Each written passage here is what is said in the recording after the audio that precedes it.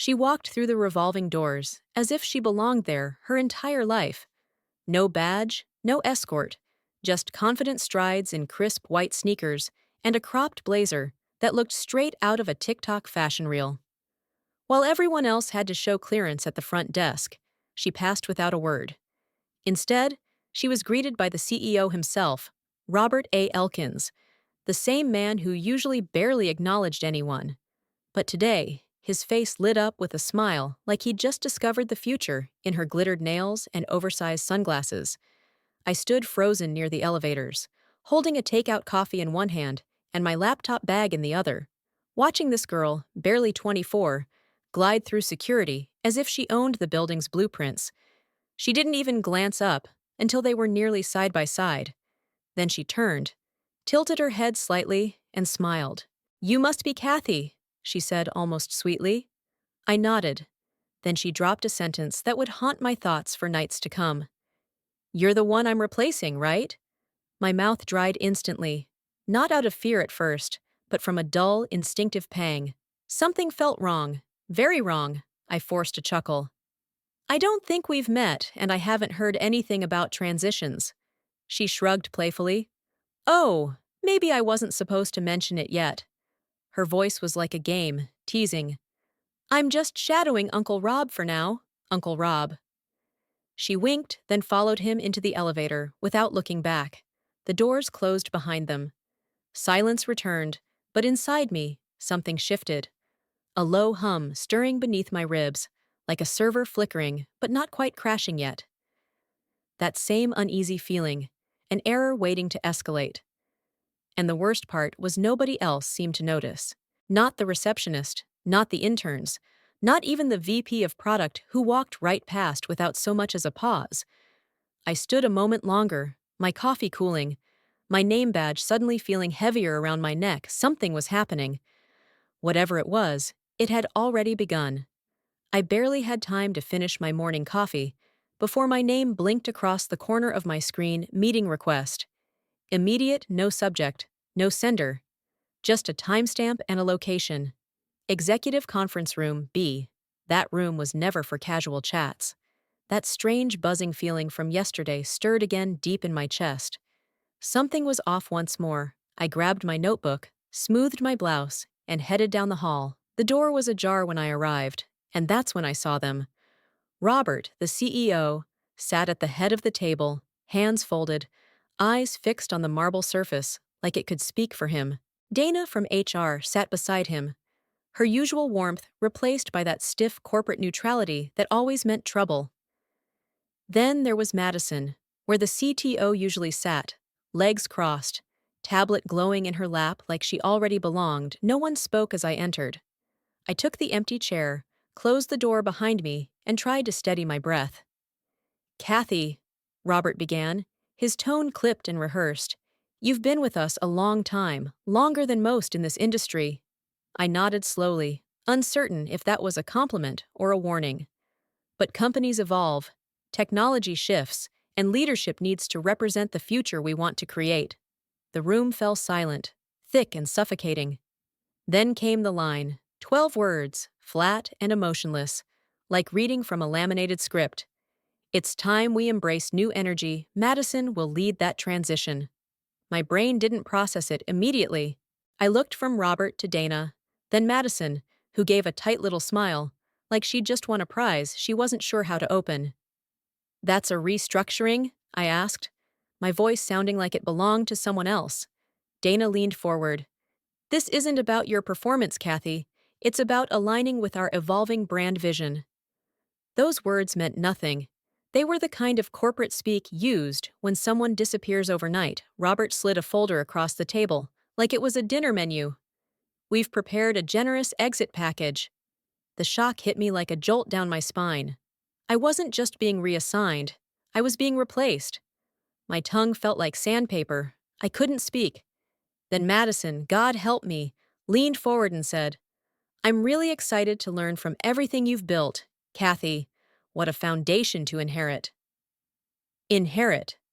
As if I were dead. But then I glanced down at the folder. My name, my role, my termination, all signed by 3 people. The last signature was Hugo G. Alvarez, my closest ally in IT, the guy I'd mentored for years. Late nights debugging, celebrating launches, coffee runs during server migrations. He had signed off on my removal. The ink was barely dry. I swallowed hard, closed the folder, and stood up slowly, deliberately. Am I allowed to say goodbye to my team? I asked Dana, gave a half smile. Of course, but we'd appreciate it if you keep things neutral. Neutral, I muttered, as if 21 years of my life can be summed up in a line that won't upset anyone. I didn't argue or cry, I said nothing, and walked into a hallway that suddenly felt strange, like I no longer belonged there. But beneath the shock and spinning thoughts, something else stirred. Not anger, not yet. Something colder, sharper, more precise. I packed up in silence. My office, my home, away from home for over 2 decades, felt suddenly foreign. A stranger's closet. Everything seemed smaller, emptier. My plants, the framed picture of my dog Bailey, the chipped coffee mug that read, System Whisperer. All stamped with an expiration date, people passed my open door but didn't enter. No condolences, no wishes of luck. The hallway, usually alive by mid-morning, was now quiet, as if the whole building knew what was happening, but dared not get involved.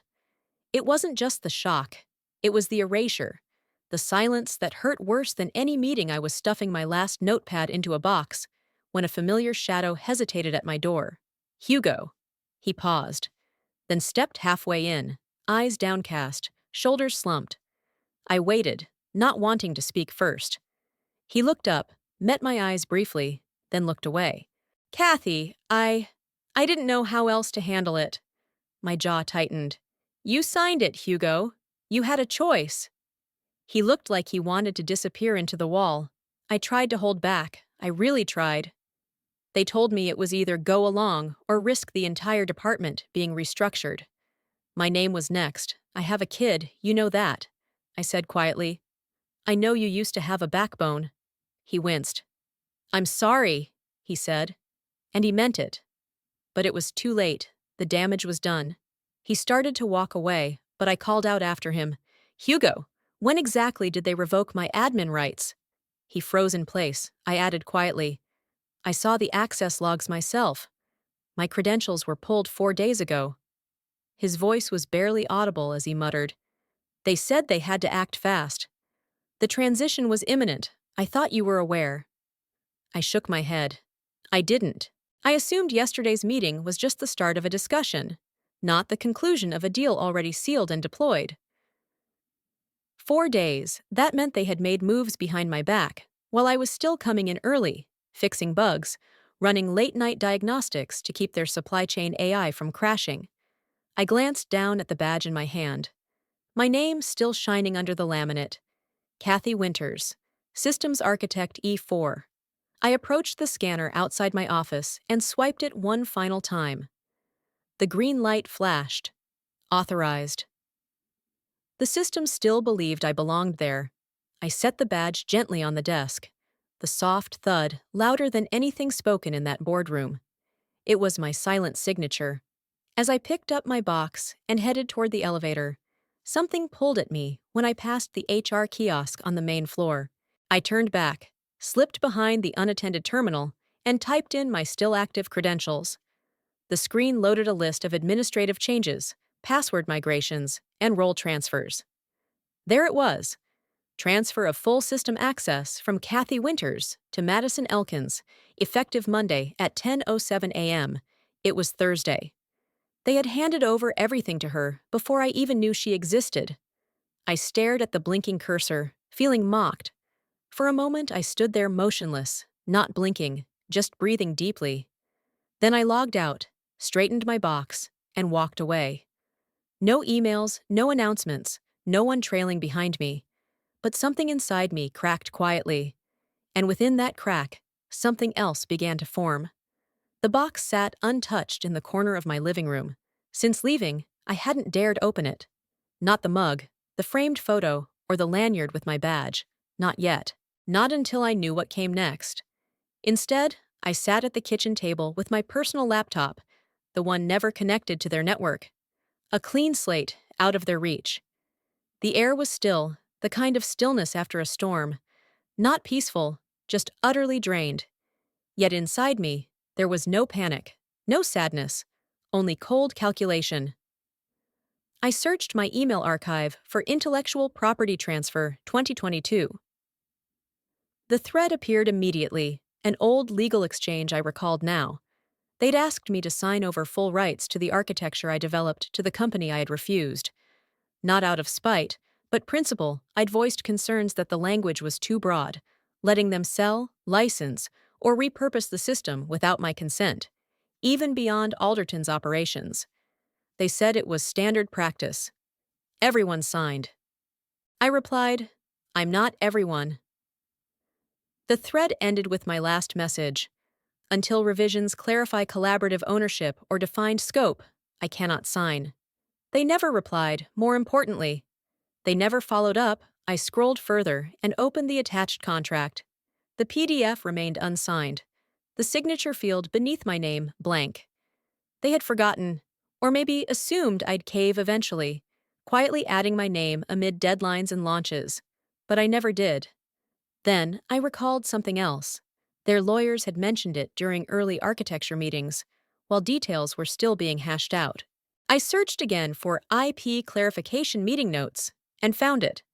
A summary from Alderton's internal counsel dated October 14, 2022, stating that due to Kathy Winter's independent development before formal integration with company systems, explicit signature was required to enforce IP transfer.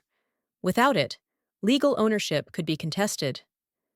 There it was in black and white, from their own legal team. My system, the foundation of Alderton's supply chain engine, predictive logistics AI, and vendor matrix, wasn't theirs, not legally, not fully. It belonged to me because they never secured the one thing they needed to claim it, my signature. I stared at that line again, reading it 3 times. There was no joy in realizing it, no triumph, just cold confirmation. I wasn't paranoid, not overreacting. They hadn't just replaced me. They'd stolen something that didn't legally belong to them. And now they were operating it under false authority, giving Madison access to infrastructure she neither owned nor understood, and if challenged, couldn't defend or explain. I downloaded and saved both documents, the unsigned contract and the legal note, into a new folder on my desktop. I named it Aftermath. Then I leaned back, folded my arms, and let the silence settle around me like armor. I said nothing, I simply saved the file under that name. The plan wasn't fully formed yet, but one thing was clear. They thought taking me out of the building erased my power. They had no idea the real control had never left my hands. I've always believed that systems tell the truth, even when people lie. That belief guided me through 21 years of debugging, crisis recovery, and sleepless patch deployments. People panic, people deceive, but code always reveals the truth if you know where to look. That morning, I opened my laptop with hands steady as stone. No anger, no bitterness, only strategy. They'd taken my badge, my title, and my desk. But there was something they hadn't touched, because they didn't even know it existed. 3 years ago, amid a chaotic stretch of migrations, I built a test environment. A sandbox, really. A mirror of our core architecture for internal simulations, QA runs, and stress tests. I registered the dev node under a dummy username, K41Ghost, to avoid unnecessary requests or bottlenecks. I spun it up late one night while waiting for a vendor fix. It had no permissions to push live changes, but had full visibility into everything happening inside the infrastructure. Best of all, it wasn't connected to the primary admin registry. No one in HR, no one in executive leadership, not even Hugo, knew about it.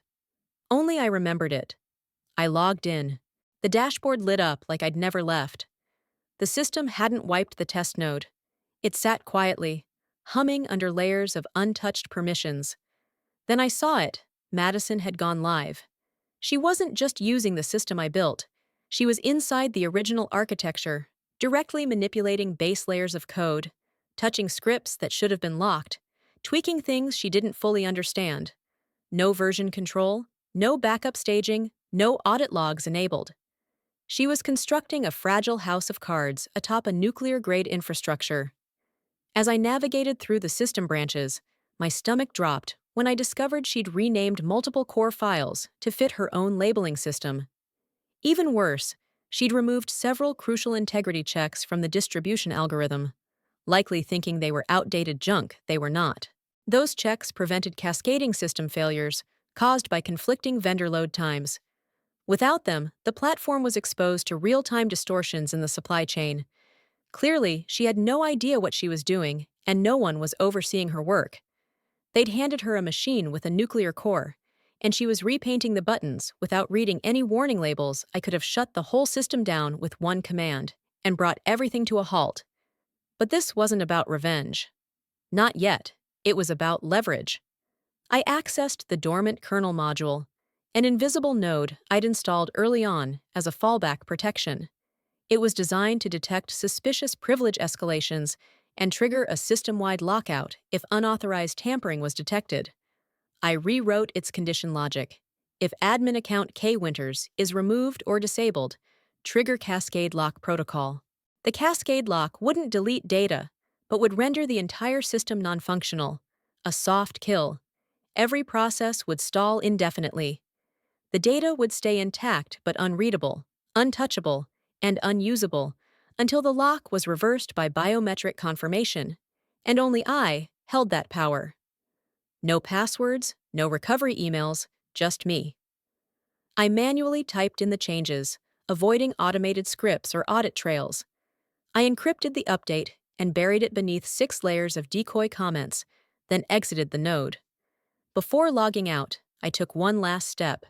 I screenshotted the system activity logs, the timestamps of Madison's changes, her user ID, directory paths, and compiled them into a PDF.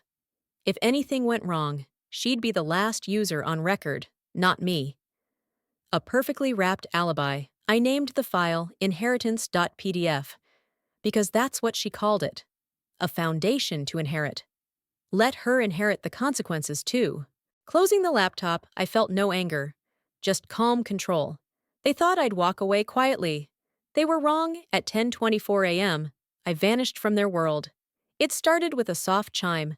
An email from the Alderton server slipped into my old company inbox, still connected to my phone. The subject was cold and sterile. No warning, no pleasantries. Just 5 final words. Access privileges permanently revoked, effective immediately. No salutation, no explanation, no signature. They'd stopped pretending to be professional. That was the moment they believed they'd wiped me from their digital ecosystem, erased the story I'd written line by line, module by module. For 21 years, I stared at the email, unblinking, breath held. Then I calmly closed the laptop, folded my hands, and sat quietly in my kitchen. A second cup of black coffee cooled beside me. Outside the window, life moved on. A jogger passed, a delivery truck idled, birds pecked crumbs on the sidewalk.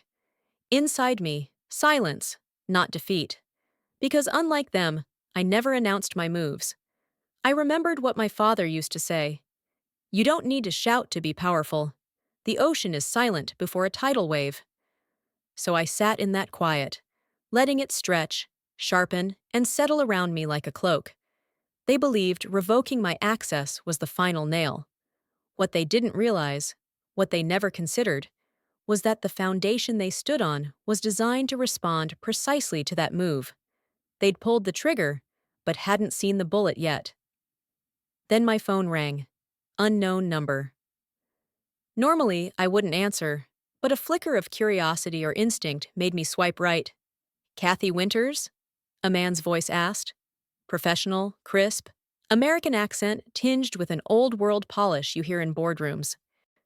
Yes, this is Daniel Vega, Executive Vice President of Infrastructure at Phoenix Tech.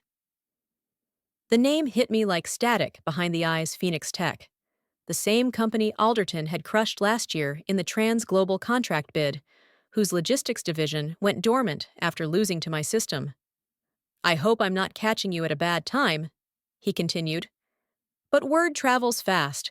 We heard about the transition at Alderton. I said nothing. He filled the silence.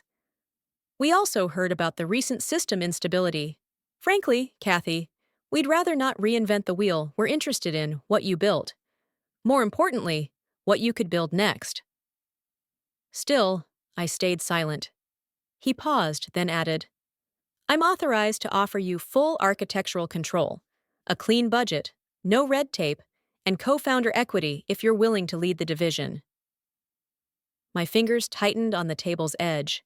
This wasn't just a job offer. It was an invitation to create again on my terms, backed by a competitor's full force, with the subtle poetry of knowing Alderton's biggest rival wanted to weaponize the very mind they'd erased. I glanced back at the laptop.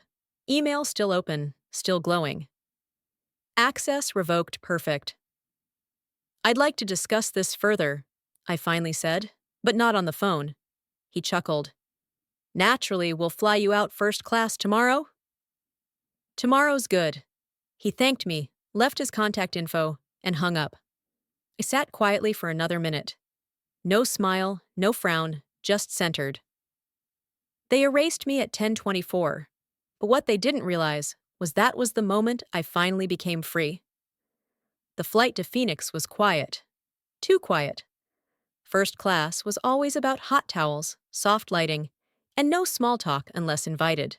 But inside my head, noise roared. I wasn't thinking about the severance folder Alderton gave me.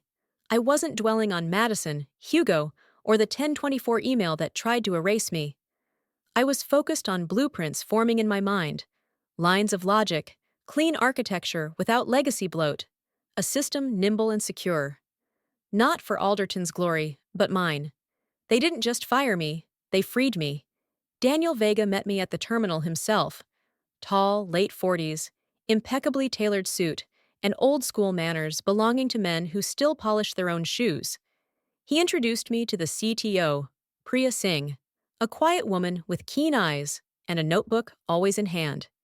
They didn't waste time. By 4 p.m., I was in a glass-walled conference room overlooking the Phoenix skyline, walking them through the structure I'd built for Alderton and the version I planned to create. Better, faster, freer. No corporate delays, no layers of approval, just action. By 6:15 p.m., a private server node had been set up in their internal sandbox cluster, clean, empty, and ready for my touch. As the sun dipped behind the mountains, I settled in alone, sharp and focused, and began anew. But rebuilding wasn't just about writing fresh code. It meant clearing out the debris left behind. On a hunch, I opened a browser and searched a term I hadn't seen before. Gen Z Sync Core. That was the flashy, branded name Madison had plastered everywhere. Bright, glam, and clearly designed to appeal to the Gen Z crowd. Something about her rush to brand it bothered me. She didn't even understand the system's real function, yet she was broadcasting it prematurely. The search results pulled up her LinkedIn post, press releases, and a tech blog praising her as the visionary behind SyncCore's new era. Then, I checked the U.S. Copyright Office's public database. Filed March 3rd. Owner, Madison Elkins. Platform, GenZinc Core. Filed under Original Software Architecture. I read it twice, then a third time. She hadn't just slapped a new label on my system, she'd filed ownership under her own name. Claiming creation, I knew for a fact she had no clue what the backend looked like 3 months ago. Worse, she copied nearly the exact system descriptors, line for line, from a confidential white paper I drafted in 2021. A document time-stamped, stored locally, and never signed over to Alderton. This wasn't ignorance, this was theft. But I didn't rant. I didn't email Madison. I didn't tip off Daniel. Instead, I opened a new tab and headed to the Copyright Office's infringement alert portal, choosing anonymous submission. I attached supporting documents: the white paper, version history logs, metadata files, snapshots from my Ghost account before lockout, and a legal statement outlining the timeline, missing IP transfer, and duplication of original system logic. All without naming myself directly. I hit submit. No fanfare, just a quiet confirmation. Your message has been received. I leaned back. This wasn't about revenge. It was about correction. Let the system handle it. Let her walk blind into the minefield she'd proudly drawn in permanent marker. They thought firing a name on a badge was enough. They forgot who built the brain behind the system. Now I wasn't working for them anymore. I was building something for myself. Stronger, sharper, untouchable. For the first time in years, I wasn't holding back. The kettle hissed softly as the water reached a steady boil. I moved with practiced ease. Chamomile, loose leaf, no sugar. A morning ritual for days when the world felt too loud. But today wasn't noisy. Not for me. The chaos belonged elsewhere. As the tea steeped, I opened my laptop and clicked a link quietly sent by a former colleague. No message, just a YouTube livestream scheduled, and counting down Aldertone Tech presents The Future of Logistics, powered by Gen Z Sync Core. Of course, she named it that. Bold, shiny, and clueless. The stream started right at 11 a.m. High production, lights, music, corporate flair. Madison took the stage wearing a white suit 2 sizes too large, probably thinking it made her look like a Silicon Valley visionary. Her voice was overly rehearsed, lines memorized but not truly understood. Today, she beamed, we launch a new era designed by digital natives for a digital future. I stirred my tea slowly as she paced behind the scenes. The screen cycled through animations of flowcharts, timelines, and predictive models, all ironically based on the logic she'd stripped of integrity checks 2 weeks prior. Not a single mention of the engineers who built the system, no nod to the foundation, just gloss and bravado to the audience. Junior execs, tech influencers, nervous interns. She was a pioneer. To me, she was a ticking time bomb. By 11:15, she clicked the remote and announced, "Now, let's demonstrate real-time vendor load prediction powered by Sync Core's proprietary engine." I sipped my tea. The screen flickered, a brief hesitation, barely a second, but I noticed she clicked again. And then it happened, red first, a flicker, then a flood. The interface meant to showcase seamless global coordination. Glitched data fields scrambled. The vendor tracking bar exploded into error codes. Gasps erupted as the screen shifted to display a live fail report from Alderton's own API gateway. Error 504. Distributed server timeout. Unauthorized script detected. Core logic interrupted recovery unavailable. Madison froze, right in front of cameras, press, and peers. The system collapsed. What they'd rebranded, renamed, and blindly edited had stumbled on its own arrogance, and my buried lockout command had taken control. She stammered about a brief delay and looked to her handlers, but the camera caught her trembling hand. Front row guests pulled out phones, tweeting rapidly. Hashtags flooded in. Weist sync core, Saudit's meltdown, Weist launch fail, was Madison Elkins, Weist crash. I didn't gloat or smile. Instead, I stood, poured fresh tea, and stepped onto my small balcony. The warm, dry Phoenix air was full of distant hums. Behind me, chaos spilled across live streams, inboxes, and emergency Slack channels. Around me, peace. I said nothing, but the silence spoke louder than any flame. The irony was sharp. They'd stripped safety valves, removed code audits, ignored backup staging, and now were drowning in a system too complex for their understanding, too fragile for their egos. I hadn't sabotaged anything, I'd just let the system do what it was built to do when left in inexperienced hands. Back inside, my phone buzzed. Daniel Vega. You seeing this? I texted one word. Live. Beneath that, calm. Beneath the stillness, my resolve hardened. This wasn't the end. It was the start of something built right, built mine. There's a strange power in knowing you alone hold the key, not metaphorical. A literal trigger buried deep in architecture layers no one else knew existed. A structure that, for 2 decades, had lived, evolved, and thrived under my fingertips. For weeks, I'd waited, not bitter, but composed, watching threads unravel from afar. They didn't realize they were pulling the wrong end of the rope. Now, the knot was closing. I sat alone in Phoenix Tech's secure dev lab, surrounded by low hums and climate-controlled silence. It was 2:08 p.m. My tea was cold. I didn't touch it. On the screen, a remote terminal, authenticated to my ghost node, glowed quietly. Ready. One of the last untouched bridges between my original system and what Alderton thought they fully controlled. They never questioned why certain functions required dual authentication. They never noticed the mirror shell hidden beneath. They never bothered to look beneath the surface. That was always their fatal flaw, assuming the genius they fired lacked the foresight to follow through. I stretched my fingers, took a steady breath, and began typing. One command, then another, then a pause. Exactly 3 seconds. This wasn't for show, it was precision. The final command was handwritten. No scripts, no dependencies. Just 6 lines of code. I hit enter 6 seconds. That was all it took. At 2:09 p.m., a signal blasted through every satellite office, every distribution server, every international mirror node. The core logic of Sync Core ceased to exist. The systems didn't crash. They froze. Frozen at the root level. Timeouts rippled across continents. The algorithmic bloodstream they relied on dried up in an instant.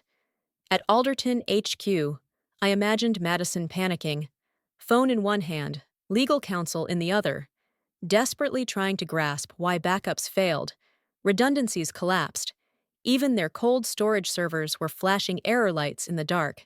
Because what they didn't realize was this: there was nothing to recover. Not because I destroyed it, but because I'd already moved it 2 weeks ago. During what they thought was a routine maintenance patch, I executed a silent data migration. Encrypted, key split, a full clone of the core logic. That clone now lived on Phoenix Tech's private vault servers, partitioned and secured under my biometric signature and 2-factor internal custodianship. I hadn't burned the house down. I'd moved out and taken the blueprints with me. What Alderton was left with was a hollow shell, beautiful on the outside, rotten beneath. I leaned back, staring at the screen. No drama, no explosions, just a blinking cursor in an empty terminal. Clean, complete, and final. Priya entered quietly, carrying a printout. "They're already trending," she said, placing it before me. "Sync's collapse, alerto down, for the niece." She smiled faintly. "You did it." I shook my head. "They did it to themselves. I just let the system do what it was built to do." Priya hesitated. "So? There's really no copy left? No functional copy?" I answered calmly. "Only code pointing nowhere." She exhaled, as if she'd held her breath for hours. "Daniel wants to offer you naming rights when we relaunch." I stayed silent. At that moment, something deeper settled inside me. Not triumph or revenge, but relief. I wasn't protecting the past anymore. I was freeing the future. Let Alderton rebuild from scratch. Let them finally grasp the cost of deleting a mind and expecting the machine to still run. I stood, pushed back my chair. "Tell Daniel I'm open to it," I said, "but this time, my name goes in ink." She nodded and left.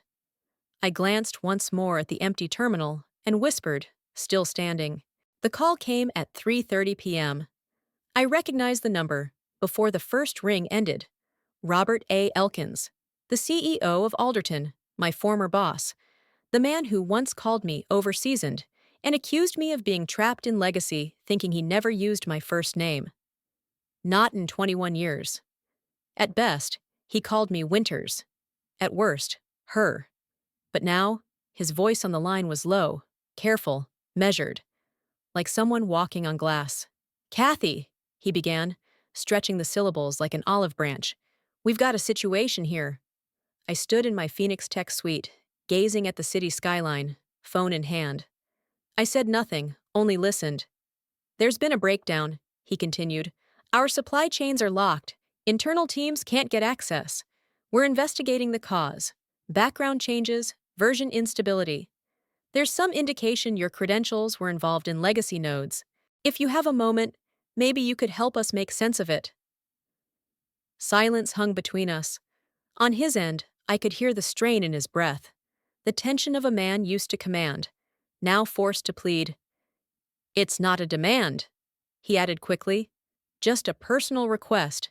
You know the system better than anyone." I stepped away from the window, walked to the round table where my cold tea waited.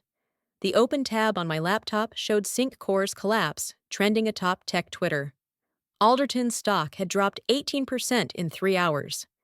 Three major clients, Trova, Indigo Maritime, and Critique, had publicly suspended contracts, citing technical concerns.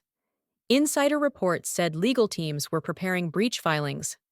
I put the call on speaker, letting his voice fill the room. "Kathy, we can compensate," he said, desperation clear. "We can arrange a consulting contract. You wouldn't have to come back. Just help stabilize things. We'll put your name back on the architecture retroactively, whatever you need." That almost made me laugh. He thought I cared about my name on something he erased. I finally spoke, voice low and steady. "Robert." A pause. I felt him stiffen. "I'm not your employee. I don't owe you a thing." Silence again. "But you built this," he said, faint confusion creeping into his tone, disguised entitlement. "It's yours. Don't you care it's falling apart?" I closed the laptop. "I care," I said, "that it's finally free from those who didn't deserve it." He didn't answer. Maybe he didn't know how. Maybe for once, he realized what it meant to be an outsider looking in. "I'm hanging up now. Good luck, Robert." Click, that was our last conversation. Strangely, I didn't feel triumphant. What I felt was older, bittersweet, an ache I hadn't expected. A small, tired part of me had hoped someone at the top would recognize what I gave, what I held together. Not with titles or spotlight, but sweat, vigilance, and care. But now I knew the truth. They never saw the architecture, only the scaffolding propping up their egos. When the scaffolding left, the tower cracked. I leaned back, exhaled, not just from exhaustion, though I was tired, but because for the first time, I felt untethered, unburdened, free. Later that evening, a brief message arrived from a former intern, Evan, now quietly working at Alderton's satellite office in Toronto. "3 emergency board meetings today," he wrote. "Trova and Indigo have lawyers on site. Everyone's panicking. You didn't burn it down. You just let the winds hit it, and it was hollow." I stared at his message, feeling a flicker of something deep. Not revenge, just truth. I replied with 2 simple words. "Tell them goodbye by 9:05 a.m. the next day." 6 offers filled my inbox. Not job offers, but acquisition offers. 3 came from former competitors who had always hovered on the sidelines, waiting for Alderton to falter. 2 were from VC-backed logistics startups eager to snatch what they saw as a freelance architect nursing a grudge. 1 came from a European firm I'd never spoken to, but their subject line was clear. "Name your price, we'll match." None of them mattered, though, because at 10 a.m., Daniel Vega entered the Phoenix Tech strategy room and placed a plain white folder in front of me. Bold text read, "Joint Expansion Proposal. Syncor Redefined." He didn't speak at first, just gestured to the chair beside me. Priya sat opposite, notebook open, eyes sharp as ever. Clearing his throat, Daniel said, "Kathy, I won't waste your time. You've rebuilt our entire logistics backbone in 4 weeks. You stabilized what they shattered in less than a day, and you did it all without a title, contract, or name on the door." He slid the folder my way. "We want to fix that." I opened it slowly. Legal jargon, signature lines, equity charts, and there it was. A 2% equity stake, chief architect of global systems, a permanent seat on Phoenix Tech's Innovation Council. It wasn't just a title. It was respect, ownership, and autonomy. Permission to exist boldly after years of erasure in a 12-word sentence. I leaned back, locking eyes with him. "What changed your mind?" I asked. A faint smile crossed Daniel's lips. "You burned the castle down without lighting a match. That kind of elegance is rare. We don't want fire, we want direction." Priya added softly, We don't want to use your mind. We want to build with it. A quiet pause settled, a moment when endings and beginnings blend. I signed just like that. I stopped being the architect they'd let go. I became the one setting the standard. But the real twist, the moment poetic turned cinematic, came 2 days later. It began as a line in a news brief. Alderton board replaces CEO following widespread collapse. No photo, no detail. But I knew Robert had been ousted, not for morality, but because the system failure crushed their stock price harder than their conscience. The next morning, Phoenix Tech's Slack exploded with a forwarded email. Formal notice of merger negotiations. Alderton Technologies to enter contract discussions. That wasn't a surprise. We'd already taken 3 of their legacy clients and rebuilt their capacity in under a month. They had no leverage left. What stunned me was the signatory at the bottom of the document for Alderton, Hugo Alvarez, acting CEO. Interim. Effective immediately, I stared at the screen. No anger, no triumph, just stillness. The man who once avoided my gaze as I packed my box was now the one signing a merger agreement with the company I'd resurrected from ashes. He hadn't reached out, not yet, but I knew he would. Fate has a strange choreography, and the dance had come full circle. Later that day, I walked the upper floors of Phoenix Tech, where our new operations wing had just been completed. The hallway lights flickered softly as I passed, casting long shadows across polished glass. A new door stood at the corridor's end, bearing brushed steel letters. Kathy Winters, Chief Architect. I opened it.